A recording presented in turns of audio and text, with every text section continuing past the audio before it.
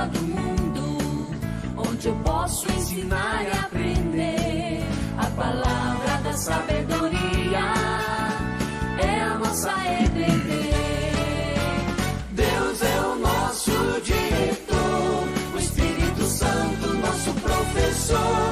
A Bíblia é a cartilha que ensina o caminho, a verdade e a vida. Deus é o nosso diretor. Olá pessoal, muito bom estar aqui com vocês de volta para mais uma aula. Hoje nós vamos estar falando acerca da lição do número 9. O título da lição é Sábios ou Tolos.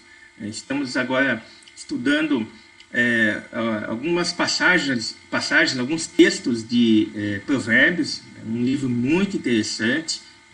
E hoje nós vamos falar sobre essas duas figuras, o sábio ou o tolo, e o que a Bíblia tem a nos dizer sobre isso. O nosso texto base está lá em Provérbios 1, capítulo 1, versículos de 1 até 7. Diz assim: Provérbios de Salomão, filho de Davi, o rei de Israel, para aprender a sabedoria e o ensino, para entender as palavras de inteligência, para obter o ensino do bom proceder, a justiça, o juízo e a equidade, para dar aos simples prudência e aos jovens conhecimento e bom siso. Ouça o sábio e cresça em prudência, e o instruído adquira habilidade para entender provérbios e parábolas, as palavras e enigmas dos sábios. O temor do Senhor é o princípio do saber, mas os loucos desprezam a sabedoria e o ensino. Então a gente vê aqui o texto inicial do livro de Provérbios, a identificação de quem escreveu, são Provérbios de Salomão, filho de Davi. Então a identificação de quem é o autor do livro, aquele Salomão que foi o rei de Israel. E o objetivo do livro é justamente indicar como aprender a sabedoria e o ensino, como se entender palavras de inteligência, como se proceder, ter um bom procedimento, compreender o que é justiça, o que é juízo, o que é equidade. E note que o texto fala dá aos simples prudência e aos jovens conhecimento e bom siso. A gente tem um senso comum de achar que só as pessoas mais velhas que são sábias. A gente associa tempo de vida, idade, com sabedoria. Em muitas situações, sim, a sabedoria ela vem com a experiência, e o tempo de vida, obviamente, traz experiência. Mas a Bíblia fala que os jovens também podem obter sabedoria. E o livro de Provérbios vai mostrar como nós podemos proceder, como nós devemos viver, o que nós devemos buscar para que nós tenhamos sabedoria e conhecimento. E aí talvez o grande versículo central de todo o livro de Provérbios seja esse versículo 7 do capítulo 1, que diz que o temor do Senhor é o princípio do saber, mas os loucos desprezam a sabedoria. Então os nossos objetivos hoje na aula é identificar o estilo de vida e as atitudes que caracterizam o sábio e o tolo. Quer dizer, quando você olhar para alguém, você vai conseguir identificar se essa é uma pessoa sábia ou se ela é tola. Também confrontar o seu proceder, o meu proceder, o proceder de cada um de nós, com as características estudadas, para ver se nós estamos buscando e vivendo uma vida como sábios ou como tolos. Infelizmente, o cristão pode se deixar levar pelas sandices, pelas loucuras do mundo, se tornar tolo. E a Provérbios nos ajuda justamente a identificar quais são esses problemas e voltarmos a viver uma vida que seja efetivamente sábia. Lembrando, a gente volta lá no texto básico, que uma vida sábia ela tem como princípio, como base, como fundamento o temor do Senhor. Então, todas as vezes que nós deixamos de viver uma vida de temor ao Senhor, nós caímos uma vida de tolice. E também como objetivo entender que nós devemos nos submeter ao estilo de vida segundo a palavra de Deus, né? Regras e princípios que a palavra de Deus nos traz e nos capacitam a viver uma vida de forma sábia. Bom, qual o contexto, né, do livro? A primeira questão que a gente tem que compreender quando a gente fala de provérbios, do livro de Provérbios, é que nós não podemos interpretar esse livro como um livro de autoajuda. É muito comum, a gente tem o texto, no livro diversos textos, né, com frases, algumas frases até de efeito, né, infelizmente há um equívoco na interpretação de muitos, considerando esse livro como um livro de autoajuda. É um manual de autoajuda em que você, seguindo aquelas receitinhas, você vai ter sucesso, vai ser uma pessoa de sucesso profissional, sentimental, em todas as áreas da vida. Provérbios não tem essa pretensão, não é um livro de autoajuda. É um livro que pertence a um estilo literário. A Bíblia, como um todo, ela tem estilos literários. Certamente você estudou ou está estudando a disciplina literatura, aquelas várias escolas, aqueles vários momentos que a literatura se desenvolve, né, e traz, obviamente, as suas características que você identifica, né? Então, você pega lá um texto do romantismo, ele tem algumas características, você tem um texto do parnasianismo, ele tem algumas características, né?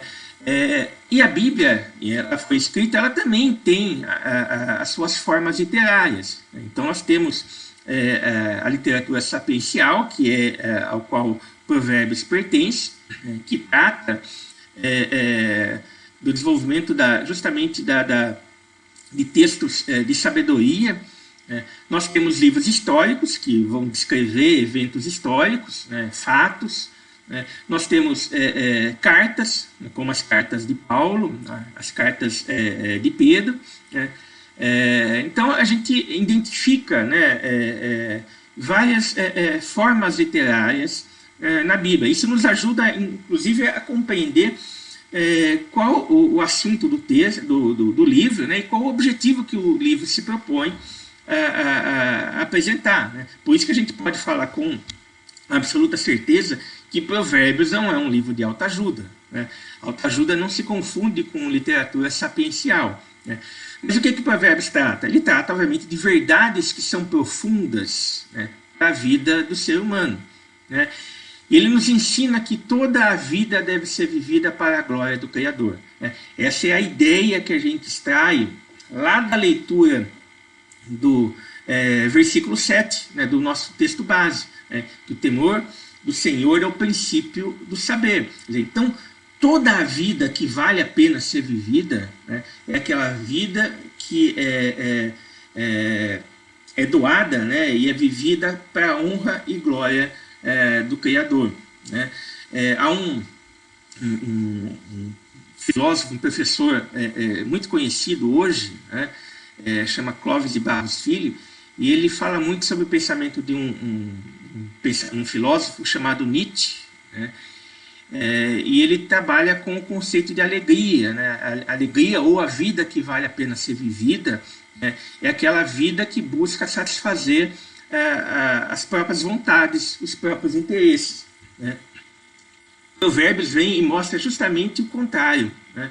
A vida que vale a pena ser vivida não é aquela vida que busca viver seus próprios interesses, satisfazer as suas próprias vontades, mas é uma vida que é vivida para a honra e glória do Criador. Então, nós temos que os Provérbios e outros livros sapienciais, né, nós temos aí Eclesiastes, é um outro exemplo de um livro sapiencial, né, Cantares, eles vão apresentar a sabedoria e o discernimento de Cristo, né? E a gente vê lá no Novo Testamento, né, em 1 Coríntios 1,14, no versículo 14 e 30, dizendo que Jesus, ele é a sabedoria de Deus encarnada, né? E Provérbios, embora não fale explicitamente, né, mas tem ali subjacente justamente essa ideia de que a sabedoria ela nos leva ao discernimento de Jesus. Aliás, todo e qualquer livro da Bíblia que você eventualmente venha a ler, né, estudar, você deve ter em mente que subjacente ali, né, no fundamento, o livro sempre aponta para Jesus. Toda leitura que você fizer, você tem que colocar essa lente. Jesus é a lente com a qual você faz a leitura da Bíblia. Senão, a gente passa a ter ali simplesmente um mero livro religioso, né, com alguns elementos históricos, com alguns textos bonitos de sabedoria, né, mas que não tem relevância alguma. A Bíblia, ela tem a sua relevância porque ela é a palavra de Deus, na medida em que Deus se revela através da sua palavra, né, e revela quem é o seu Filho. Jesus é o centro de toda a Escritura, né, e Provérbios também aponta nesse sentido, né. E como falei, o Novo Testamento reforça isso ao dizer que Jesus é a sabedoria de Deus encarnada. Bom, então o que o livro de Provérbios não é? A gente já viu aí que não é um livro de autoajuda, né? Não é uma caixinha de surpresa, tem um livrinho que você tira, né, versículos bíblicos, você vai tirando, e muitas pessoas usam isso de forma mística, mágica, né? Então, o que Deus vai falar comigo? Aí a pessoa vai lá e tira um versículo, aí lê, e Deus está falando isso comigo hoje. Não, a Bíblia não é assim, e a Provérbios também, né, por fazer parte da Bíblia, não é um livro de autoajuda, né? E você vai buscar, não foi um livro inspirado e escrito por gurus, por magos, né, por pessoas que estavam em transe ou meditando, fazendo meditação transcendental. Não, né? O livro de Provérbios não é isso, né? É um livro de instruções para orientar a nossa vida, né? Então nós temos ali várias instruções que, se nós seguirmos, né, nós vamos ter sucesso, né? E quando eu digo sucesso, não é no sentido mundano que a gente tem que ter o sucesso, né? A vida de sucesso do cristão é aquela vida que vive para a glória de Deus. Essa, né, repito, é a vida que vale a pena ser vivida. Então, Provérbios nos traz instruções para que nós possamos viver uma vida que vale a pena ser vivida, né? E aí nós temos que Provérbios foram escritos, isso nos ajuda um pouquinho na leitura, né, de Provérbios. Basicamente, os Provérbios foram escritos de 4 formas, né? A gente tem que o texto original em hebraico, né? Aqui eu trouxe uma imagem de um texto em hebraico, e assim como outros idiomas, né, ali da região do Oriente Médio, você lê o hebraico da direita para a esquerda, né? Não como nós aqui, o nosso alfabeto ocidental, a gente lê da esquerda para a direita, né? Então, os livros em hebraico, eles começam no fim, né, no nosso fim, né, onde os nossos livros terminam é onde começam os textos em hebraico, né. E Provérbios foram escritos, né, em 4 formas, né, como falei, há estilos literários, né, que a gente identifica na Bíblia que nos ajuda a entender e compreender os próprios textos, né. Como falei, nós temos poesias, nós temos literatura sapiencial, nós temos livros históricos, nós temos cartas, né? E Provérbios ele se utiliza de 4 formas para explicar suas ideias, né? Então, por exemplo, lá em Provérbios 16, 18, a gente vê: a soberba precede a ruína, e a altivez do espírito a queda, né? Então a gente vê aí, essa é uma forma de expressar uma ideia, né, em que a segunda parte é uma repetição um pouco modificada da primeira parte, né? Então, o objetivo aí do escritor é justamente reforçar, né, essa questão da soberba ou da altivez, né, que é um sinônimo, né, com a ruína, com a destruição. Então, a soberba precede a ruína e a altivez do espírito a queda. Ele quer reforçar essa situação. Uma outra forma, né, a gente vê lá, por exemplo, em Provérbios 10, 12, diz: o ódio excita contendas, mas o amor cobre todas as transgressões, né? Diferentemente daquela primeira forma, em que há uma repetição um pouco modificada da primeira, aqui a gente vê que a segunda parte é justamente o oposto da primeira, né? O ódio excita contendas, mas o amor cobre todas as transgressões. Então há uma oposição entre ódio e o amor. É uma forma também de o escritor expor e explicar as ideias. Há situações na vida em que nós conseguimos enxergar quais são os opostos, né? E nós temos condições, portanto, de fazer a escolha correta, né? Aquela escolha que se encaixa dentro daquele conceito que eu falei da vida que vale a pena ser vivida. Aí nós temos uma terceira forma, a gente vê lá em Provérbios 16:3, diz: confia no Senhor as tuas obras e os teus desígnios serão estabelecidos. Então, aqui não há oposição, aqui não há uma repetição, mas aqui há um desenvolvimento da ideia da primeira parte, né? Quer dizer, por que eu tenho que confiar no Senhor as minhas obras, né? E aí a segunda parte traz uma explicação do porquê confiar no Senhor. E os teus desígnios serão estabelecidos. A última forma, né? Nós vemos aqui no Provérbios 26:11, como o cão que torna o seu próprio vômito, assim é um insensato que reitera a sua estultícia, né? E aqui a gente tem uma situação de comparação, né? O escritor de Provérbios, ele usa uma comparação que pode ser algo que ocorre na natureza ou uma experiência, né? Então, vários textos nós vamos ver o escritor de Provérbios comparando situações que ocorrem na natureza com uma conduta humana, né, ou experiências, né, com uma conduta humana que deve ser seguida ou que deve ser evitada. Então, são essas quatro formas básicas. Lógico, há variações disso, mas quando você lê Provérbios, basicamente são essas formas que o escritor usa para explicar as suas ideias, né? E aí, nesse contexto, né,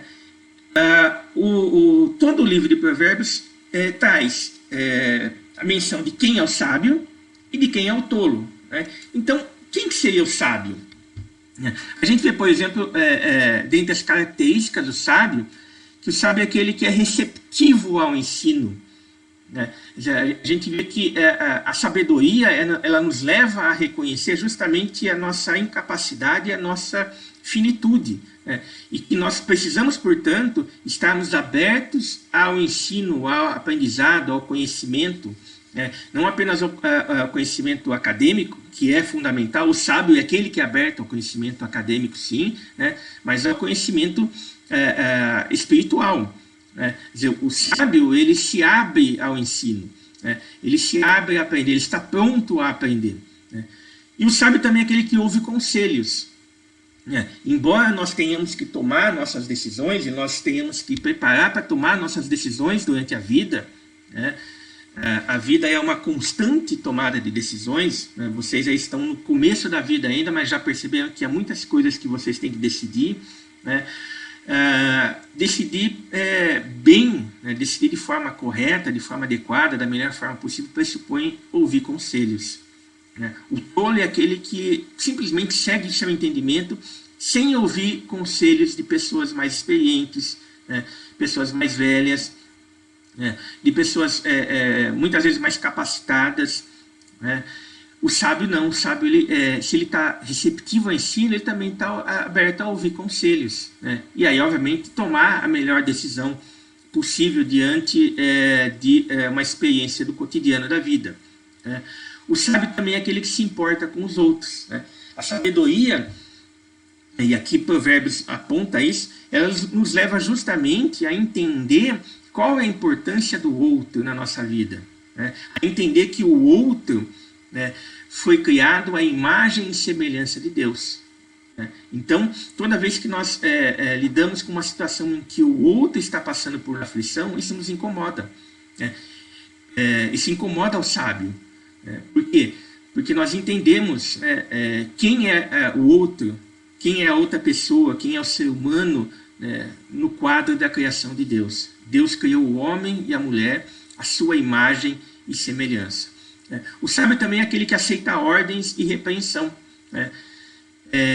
Ele sabe, portanto, né, trabalhar com outros, né? Ele sabe a importância, né, da autoridade.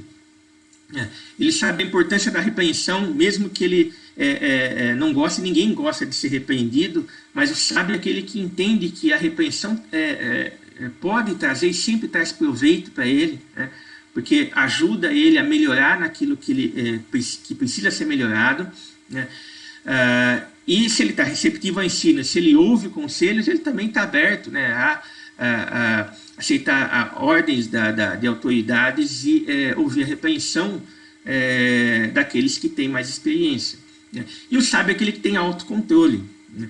Nós vemos um mundo hoje em que a falta de controle é algo evidente. As pessoas querem satisfazer cada vez mais a sua própria vontade e o seu prazer, né, aquilo que elas querem.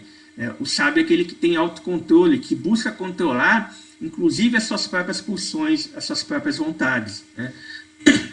Esse é o sábio, né. E aqui eu trouxe alguns versículos, né. Por exemplo, lá em Provérbios 18:15, fala: o coração sábio adquire conhecimento e o ouvido dos sábios procura o saber, né. Quer dizer, o sábio que ele é receptivo ao ensino, né.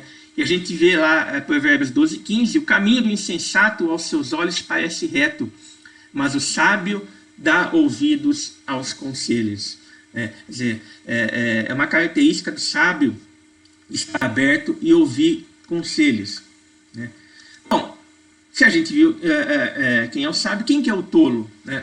E o tolo, segundo Provérbios, é aquele que despreza o ensino, né? Quer dizer, diferentemente do sábio que ama o ensino, está aberto a aprender, o tolo, em razão da seu próprio egocentrismo, ele despreza o ensino, ele não quer aprender, ele acha que ele já está pronto, que ele é o supra-sumo e que ninguém tem nada a ensinar para ele, né?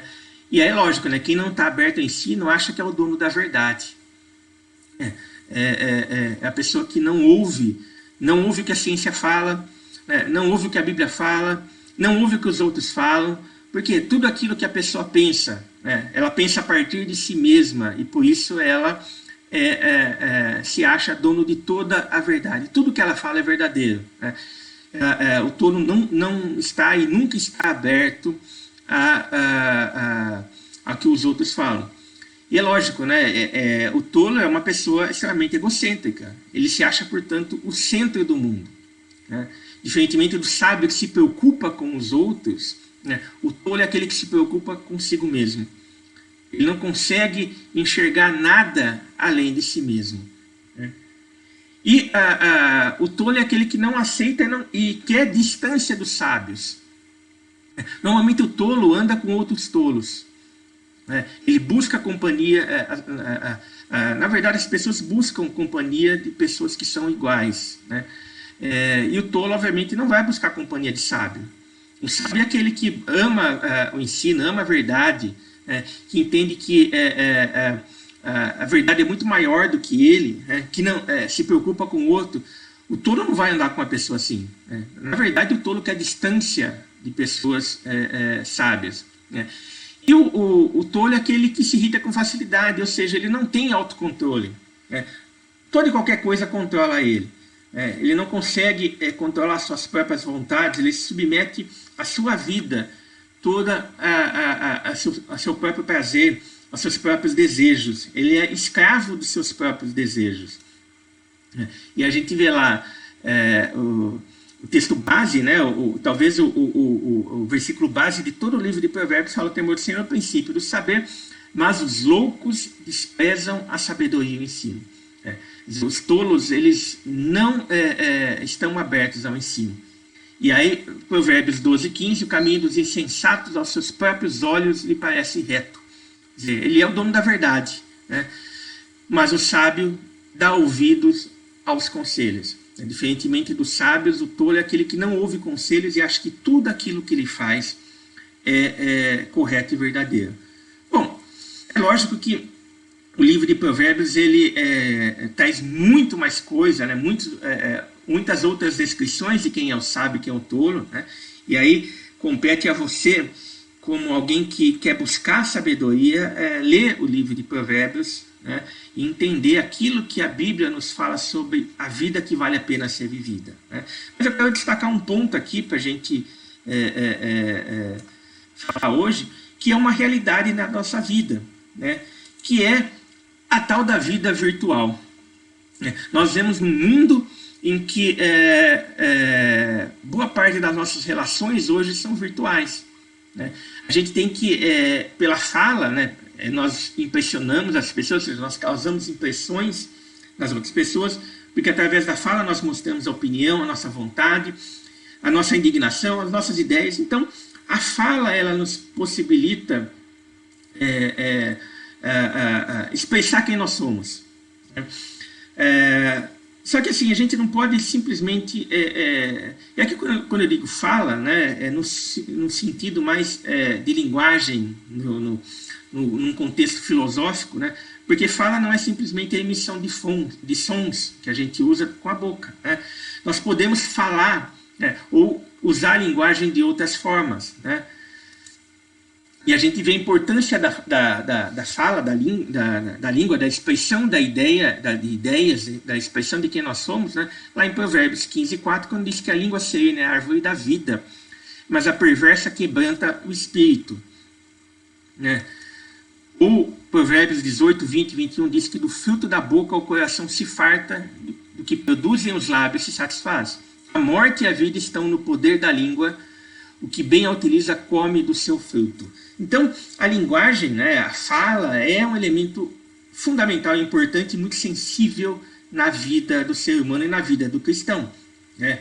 E como eu falei, a gente hoje vive uma vida pautada, né, em relações que são virtuais, né? Quer dizer, no mundo das redes sociais não é apenas o que falamos, mas também o que escrevemos, né? Quer dizer, a escrita aqui é uma forma de linguagem, é uma forma de fala, né? Também o que escrevemos em nossas conversas por aplicativos ou aquilo que nós postamos nas redes sociais.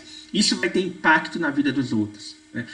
Ou seja, não é aquilo que você fala através da sua boca, né, com a expressão de fonemas, de sons, que vai dizer quem você é, ou aquilo que você pensa, ou que vai efetivamente causar impacto e impressão na vida dos outros, né?